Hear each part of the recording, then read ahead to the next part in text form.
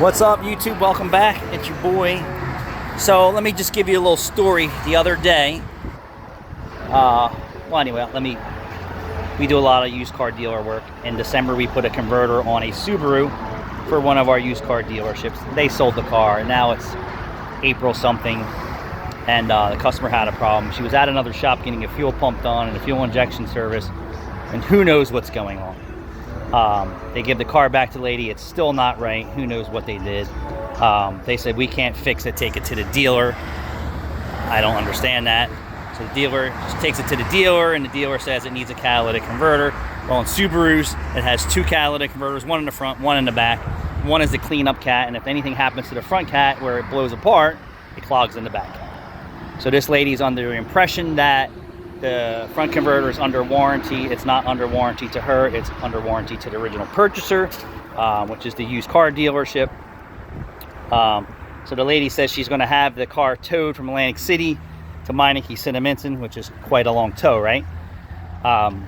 So I get in here early in the morning. Car barely runs and moves. I get it up in the air.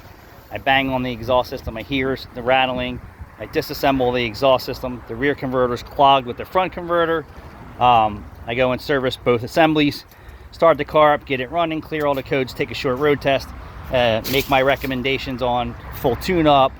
She had a bunch of other warning lights on, and she declines everything. So at this point, we tell her the front converter, we honored the warranty for the used car dealer. The front converter, the back one was never serviced and is not covered by any warranty, and it is clogged. It's $300 parts and labor plus my time, which is pretty cheap to get your car fixed. They thank Rachel, the blah, blah, blah, blah, blah, blah, blah, blah. And then here we go 2 days later, she's calling, demanding to speak to the owner, that she never authorized the repairs on her car. So I said to Rachel, I said, didn't she call you and tell you the whole story about another shop working on it? And then she got her car back and it wasn't right, and she took it back to them. They said they couldn't fix it. They said take it to the dealer. Then the dealer said it needed a catalytic converter. Well, if the dealer didn't take the exhaust system apart and inspect the rear catalytic converter, it would need both, because even if you change the front one, the back one is clogged. This car's still not going to run, so on and so forth. So and Rachel's like, she's insisting to talk to you. So she's like, you know, anytime I bring my car in for service, they give authorization. When you bring your car in for service, right, you're giving people authorization to get in your car and operate it and work on it or diagnose it. So I said to her, I said, you authorized us to get your car running, me, Meineke-Cinnaminson, when you called the tow truck company to have it towed from Atlantic City to my shop. So if with a car that's not running, we don't know what we need to do to get your car running. And I didn't incur the time to me to get it in the shop and start diagnosing. I just went at it and figured it out. Courtesy warranted the converter, which is the front one, which is outrageously expensive on a Subaru, mind you. And then the rear one, I charged her a measly $300 for my parts, labor, and time of evaluating the car. Well, she said she didn't give authorization. I said, you gave authorization when you had the tow truck driver tow your car from Atlantic City to Meineke-Cinnaminson to work on your car, and not to work on your car for a zero.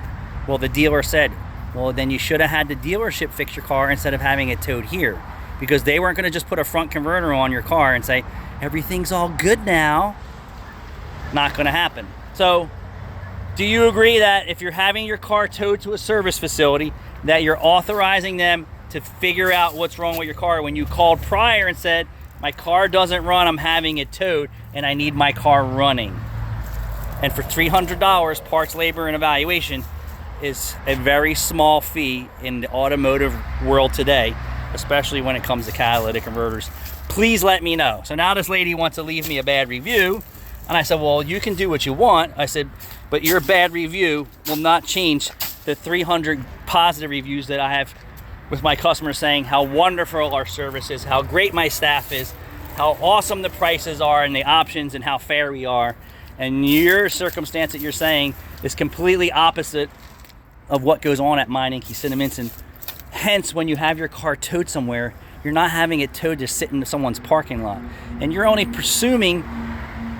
assuming that it's going to be a $0 charge when it technically isn't, and it's not always the case. So regardless of what happened, I don't own your car and you're responsible for it. So when you have it towed someplace and they start working on it, you already gave them permission by towing it to their establishment to get working on their car, especially when it comes to a car that's not running. We don't know what we have to do to get started on it. And $300 was fair. You should be thanking me.